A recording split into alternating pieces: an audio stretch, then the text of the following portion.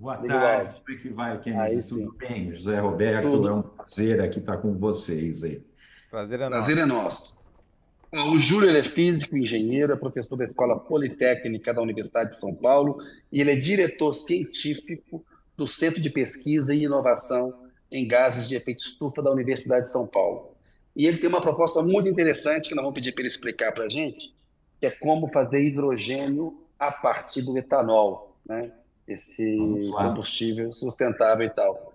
Ô, Júlio, a pergunta que a gente vai fazer para você é o seguinte: como funciona a energia do futuro e por que o Brasil pode ganhar muito com ela?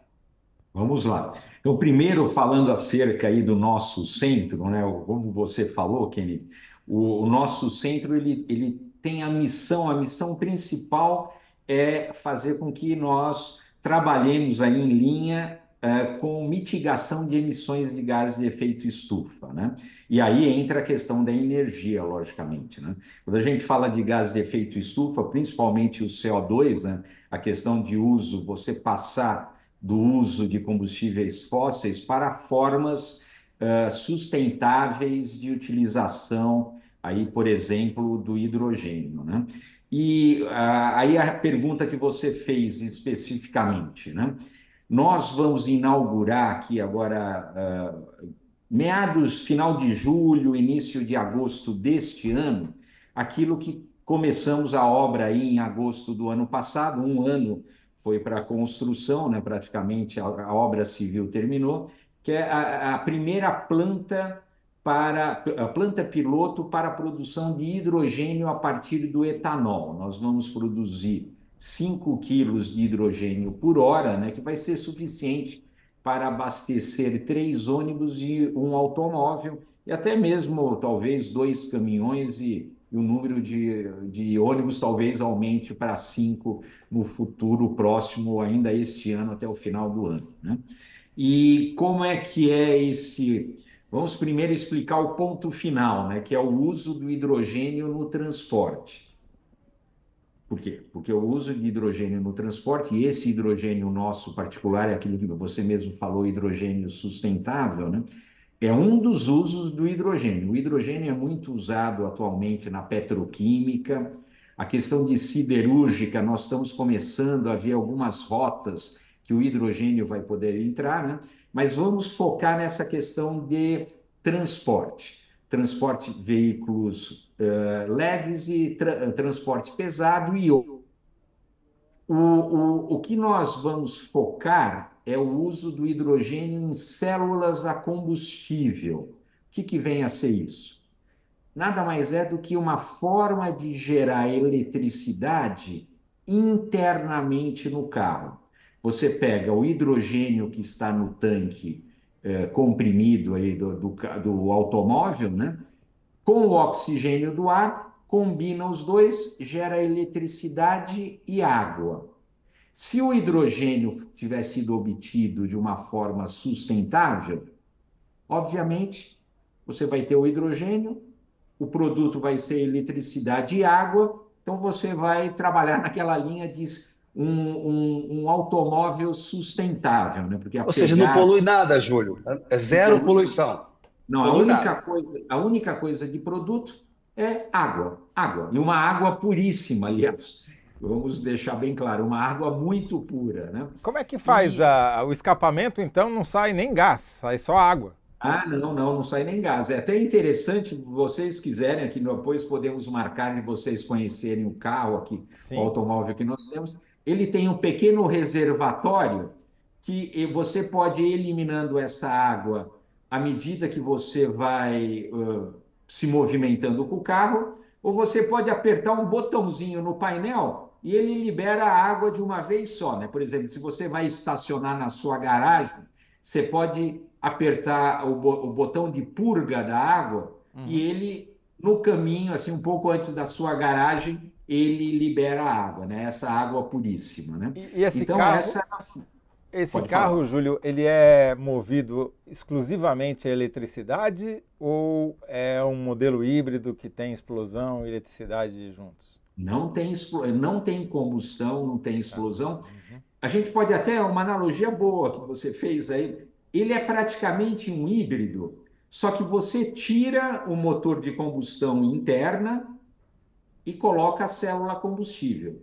Perfeito. Então você gera eletricidade nele, não com o motor de combustão interna, mas com essa célula combustível. E aí carrega uma bateria ou já vai diretamente a energia gerada para o motor elétrico, e ele é aquilo que nós chamamos um carro elétrico de geração interna de eletricidade. Quer dizer, não E tem aí, bateria como os não, carros ele tem elétricos uma, da Tesla. não, ele tem bateria muito similar a uma bateria de um híbrido. Uhum. É uma bateria que normalmente é 10 vezes menor do que a bateria de um elétrico com aquele que você recarrega na tomada. Essa é uma das grandes vantagens. Então, se você pegar o nosso carro, o que que é interessante? Ele tem, se não me engano, 60 quilos de bateria. É uma Só? bateria de 60 quilos. É muito Se pouco. você pegar um carro elétrico que tem uma autonomia de 400 quilômetros, vai ter 800 quilos de bateria. É, Se você menos de pegar, por 10%. exemplo, um Tesla tem praticamente quase uma tonelada de baterias. O nosso tem 60 quilos de bateria. E se você leva o mesmo conceito para um caminhão, um caminhão de transporte de cargas, cargas pesadas, o que que acontece? Você tem uma necessidade de baterias muito menor do que um caminhão elétrico, aquele que você carrega externamente ligando na tomada, né? Ô, Júlio, a Então, produção de bateria tem uma pegada ambiental grande, ela polui, não é isso? Ela tem um custo ambiental alto, não é? você tocou num ponto importantíssimo. Quando você faz uma avaliação da pegada de emissões de gases de efeito estufa do berço ao túmulo, o que que significa do berço? Você fabricar o carro, as baterias, quanto é que você emitiu no processo de fabricação. Túmulo é a parte final, para você fazer o descarte do automóvel, a reciclagem da bateria. No meio tem aquilo que é o consumo do combustível, né? Então, um carro e um ônibus e um caminhão movido a hidrogênio, ele tem uma pegada de emissões menor já no ponto de partida, no berço. Se o hidrogênio for sustentável, ele vai ter uma pegada de emissões muito baixa ao longo da vida útil dele, e na hora do descarte, aquilo que a gente chama no túmulo, né? Você vai ter uma quantidade muito, muito, muito menor de baterias para reciclar. Essas são as principais vantagens de um carro, um ônibus e um caminhão movido a hidrogênio. O Júlio, Tem Agora, algumas. esse hidrogênio feito do etanol, o etanol tem uma pegada de emissão de gás, também é menor do negativa. que a da gasolina, né? Mas também É, tem. o negativo que o José Roberto colocou é um ponto interessante. A gente está trabalhando com isso, mas ainda não temos o etanol com pegada negativa. Vamos falar. Eu vou primeiro responder que o Kennedy colocou a pegada de emissões do etanol. Qual que é a pegada de emissões que o etanol tem na sua produção? E pouca gente se preocupa com isso. Vocês tocaram num ponto importantíssimo. O etanol atual, eu posso dar um número, você fala, nossa, que número, mas eu vou dar um número só para vocês terem o número na cabeça. Atualmente é 25 gramas de CO2 equivalente por megajoule do etanol. Megajoule é a quantidade de energia que uma certa quantidade de etanol tem. 25 gramas, o que são essas 25 gramas? Onde é que você usa combustível fóssil para produzir etanol? As máquinas que fazem a plantação da cana são movidas a diesel. O transporte de etanol são caminhões movidos a diesel. O fertilizante, muitas vezes utilizado, eles são, eles são de origem fóssil, produzidos a partir da ureia, amônia e ureia de origem fóssil. Então, essas 25 gramas que eu falei Está aí, está no combustível fóssil diesel na produção e o fertilizante. Como é que você consegue tirar isso para ter um etanol com pegada zero? Você substitui o diesel por biometano, biogás biometano, produzido na própria planta de produção de etanol, já temos a tecnologia. E como é que você substitui o fertilizante de origem fóssil? Com fertilizante de origem da biomassa, fertilizante verde, vamos chamar assim, né? Se você fizer isso, o etanol tem uma pegada zero. Zero. E se você usar esse etanol para a produção do hidrogênio, você vai ter também o hidrogênio com pegada zero. E o que é mais legal, nem mesmo o hidrogênio produzido a partir da eólica ou da solar tem uma pegada tão baixa ou eventualmente zero. Júlio, a gente pode... Perdão. Pode falar. A minha dúvida é se nessa conta não deveria entrar também o carbono que a cana-de-açúcar captura quando está crescendo. E, portanto... esse carbono é aquilo que a gente chama de carbono biogênico. O que ela absorve não é um problema porque é bom, né? Está absorvendo. Sim, por isso que não daria essa conta negativa já levando isso em conta. Como é que seria o negativo na produção do etanol? Você tem aquilo que é chamado dorna de fermentação. O que vem a ser a dorna de fermentação? São aquelas chaminés que você faz a fermentação do mosto antes de fazer todo o processo, depois destilação e chegar no etanol. Aquilo emite muito CO2. Para cada litro de etanol produzido, é 1 quilo de CO2 que é liberado nessa chaminé, nessa dorna de fermentação. Opa, vocês estão aí ainda? Estamos ouvindo, sim. Opa, desculpa. Então, se tem a dorna de fermentação e libera, esse é o chamado CO2 biogênico, que vai para a atmosfera, eventualmente a plantação captura, a cana-de-açúcar captura esse CO2. Se você capturar esse CO2 e der uma outra finalidade para eles, eu posso citar quais são as outras finalidades, ou se você armazená-los num reservatório geológico, o etanol passa a ter uma pegada negativa, ele passa a ser negativo. Você produz etanol e é bom para o meio ambiente, mesmo se você queimá-lo.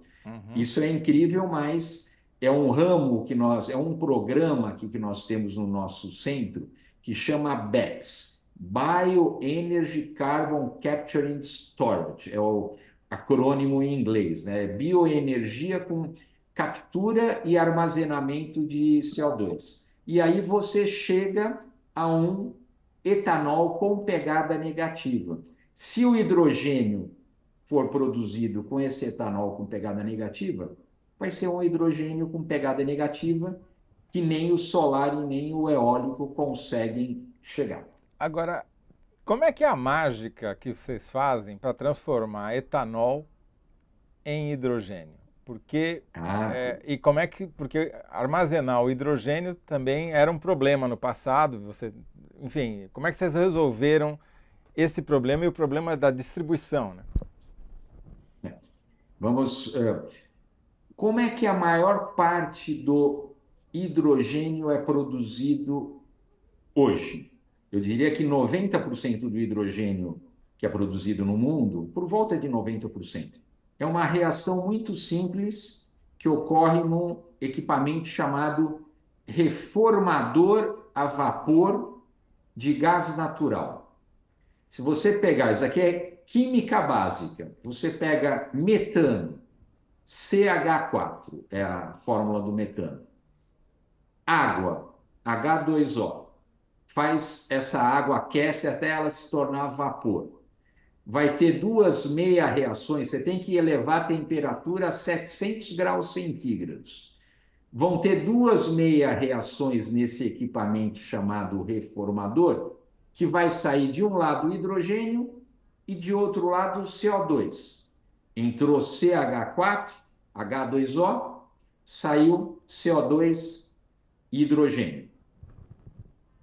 90% do hidrogênio produzido é assim. Qual é o problema desse hidrogênio? O CO2 que está saindo é um CO2 que vem do gás natural. Então, é um CO2 fóssil. Então, ele tem uma pegada muito grande de emissões que o próprio metano é fóssil, né? Esse metano do gás natural é fóssil.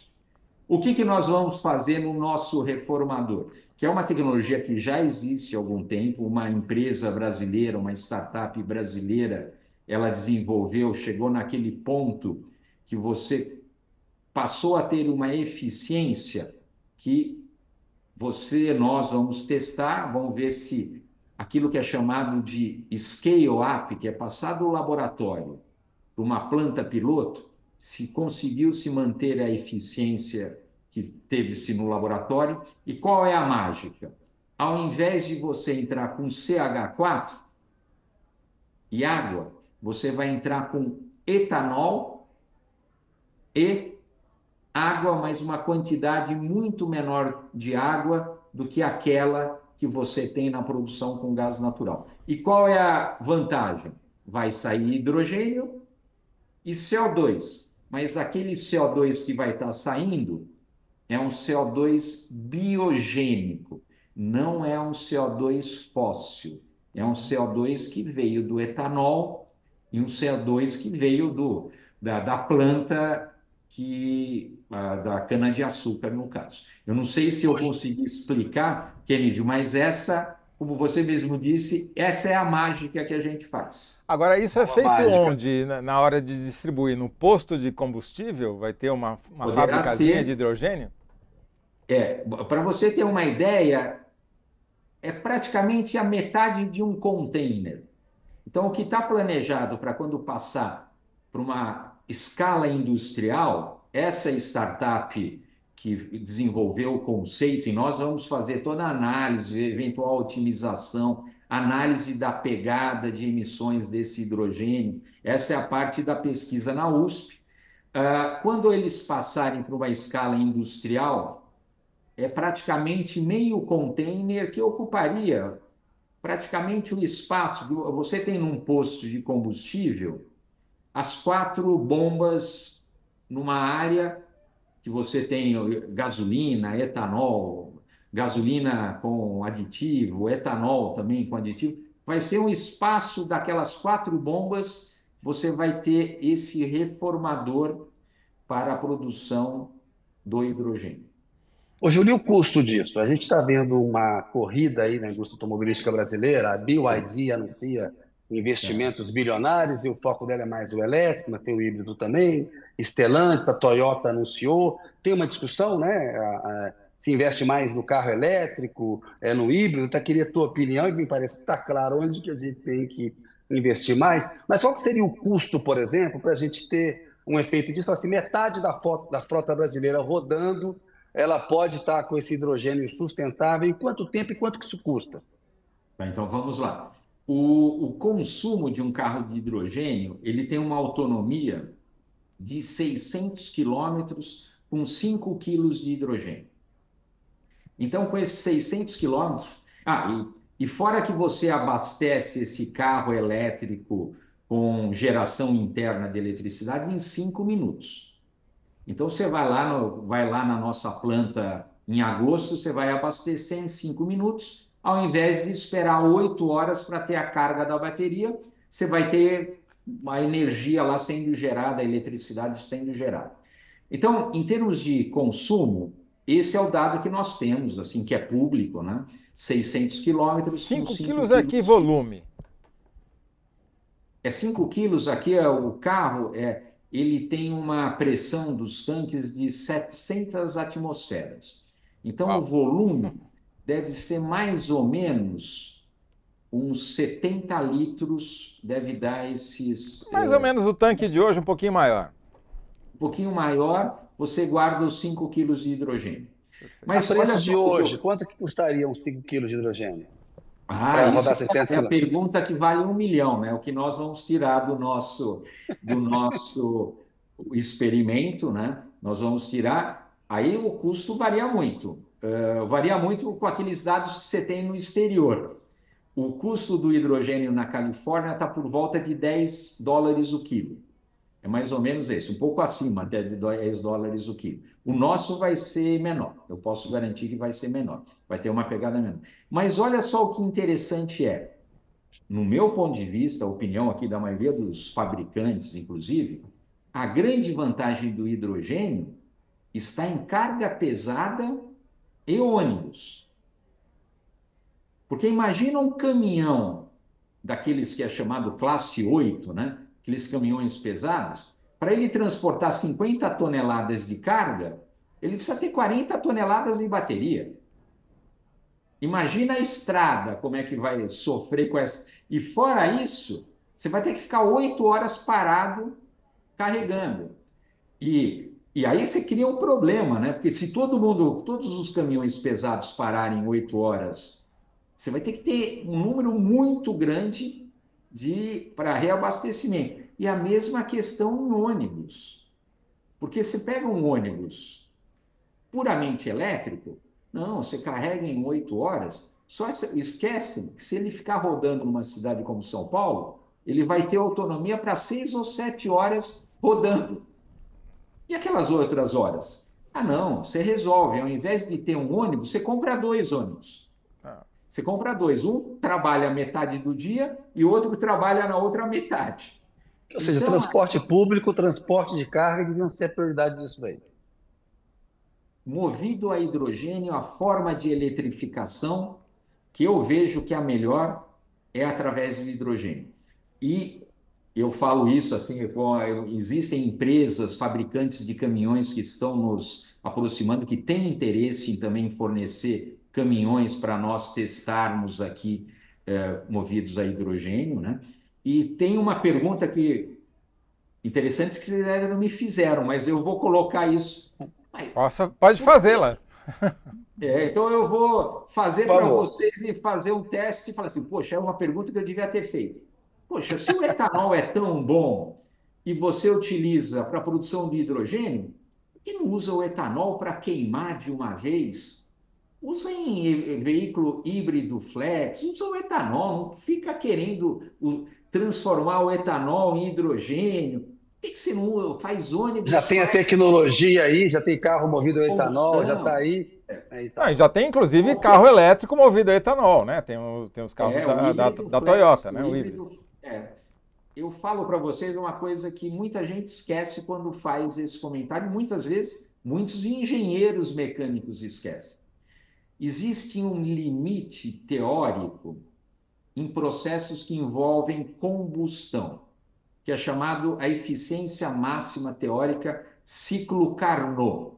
Você rejeita calor a uma temperatura muito alta. A máxima eficiência numa condição teórica é por volta de 30 e poucos por cento. O real da eficiência de um ônibus movido a diesel, fizemos os testes com ônibus movido a diesel da USP. 16% sem o ar-condicionado ligado, 14% com o ar-condicionado ligado. Então, aquele combustível, quando é queimado, se aproveita 12% só da densidade energética dele. Se você usa etanol, você vai ter um valor ainda menor. Uma célula combustível do tipo dessa que nós temos no carro e no ônibus parte de uma eficiência de 50%. Então, você, a priori, logicamente que tem a eficiência para transformar o etanol para hidrogênio, que é elevada. Então, a gente não vai ficar naqueles 50%, eventualmente 40%, que é mais do que 3 vezes a eficiência de um veículo movido a etanol para gerar eletricidade através de um motor de combustão. Esse carro que vocês estão fazendo, que estão desenvolvendo, é em parceria com a Toyota? Não, na verdade é um carro cedido pela Toyota, é um Mirai Atualmente tem 3 veículos assim vendidos no mundo, aí, veículos leves movidos a hidrogênio. O Mirai é um deles, fabricado pela Toyota no Japão.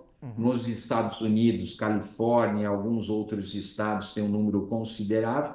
A França, agora com os com a Olimpíada, não? Os Jogos Olímpicos, agora Isso. eu fui para a França recentemente com o reitor da Universidade de São Paulo em novembro para assinar um termo de colaboração, não só envolvendo esse projeto, mas muitas outras coisas da USP, com o CNRS lá da França.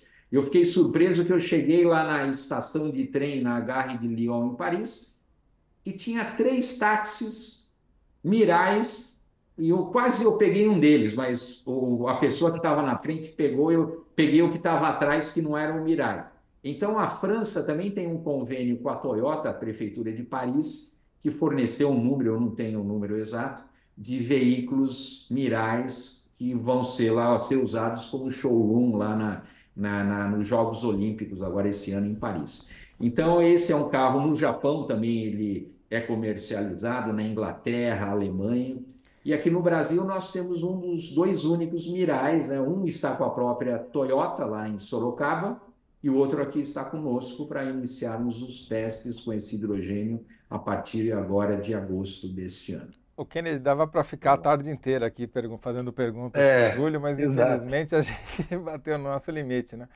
Agora, Júlio, só para terminar, para a gente ter uma síntese, como é que você vê, assim, rapidamente, isso evoluindo e como é que o Brasil pode se beneficiar disso a curto prazo? Uma coisa assim incrível, porque essa forma de etanol para hidrogênio é alguma coisa que não vai resolver o problema do mundo. Você pode subir a produção de etanol no Brasil, pode exportar etanol segunda geração, produzir hidrogênio em países como Holanda. Nós temos um projeto que vai estudar a viabilidade de exportar etanol segunda geração para a Holanda e produzir o hidrogênio lá.